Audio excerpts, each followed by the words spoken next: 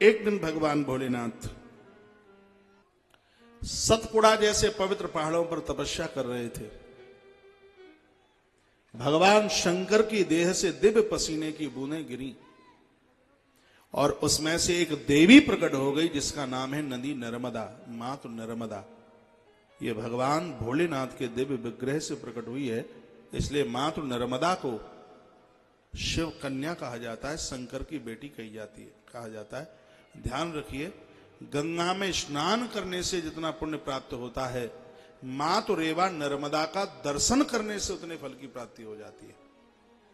मातु गंगा में जब लोग स्नान करते हैं तो मां गंगा के ऊपर भी पाप लदते हैं, तो उन पापों को धोने के लिए स्वयं गंगा वर्ष में एक बार नर्मदा स्नान करने को जाती है।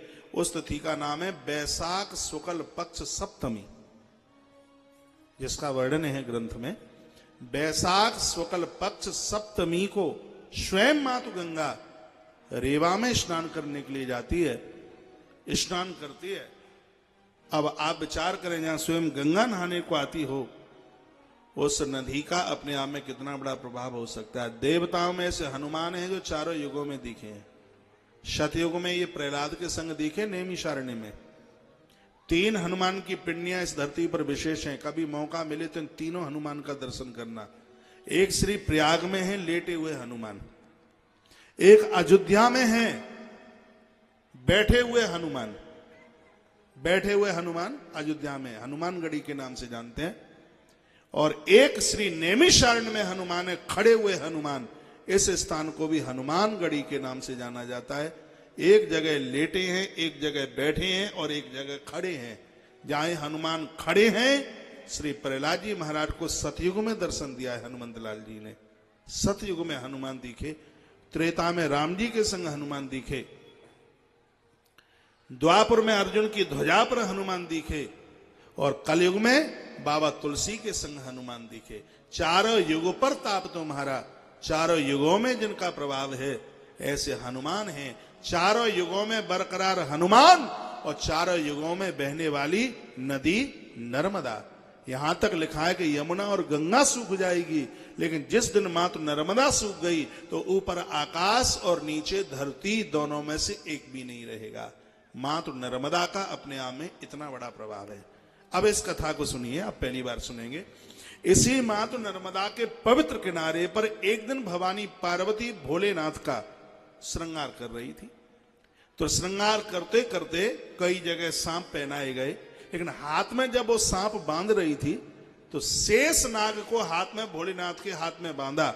इतनी जोर से गांठ लगाई कि शेष की दोनों आंखों में से आंसुओं की बूंद धरती पर गिरी। तो दोनों आंखों की बूंद में से 2 बेटियां जन्म ले लिया महाराज, 2 कन्याओं ने जन्म ले लिया। वाएं आंख से एक बूंद गिरी, उसमें से कन्या प्रकट हुई जिसका नाम था सुलोचना। ये शेष की बेटी कही गई सुलोचना। शेष को श्रृंगार के रूप में हाथ में बांधा मां भगवती पार्वती ने।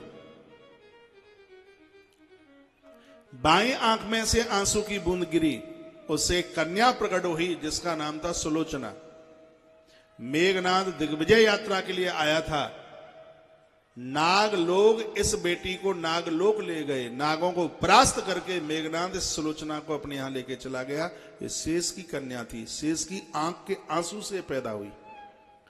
दूसरी आंख से जो आंसू गिरा है उससे एक बेटी पैदा हुई जिसका नाम था सुनैना। ये दोनों का नाम नैना से ही क्यों जुड़ा है? क्योंकि नैन कहते हैं आंख को, आंख से प्रकट हुई है। सुलोचना सुंदर आंख वाली, सुनैना पवित्र दृष्टि वाली। दोनों के आगे नैना शब्द इसलिए लिखा है क्योंकि दोनों आंख से ही प्रकट हुई।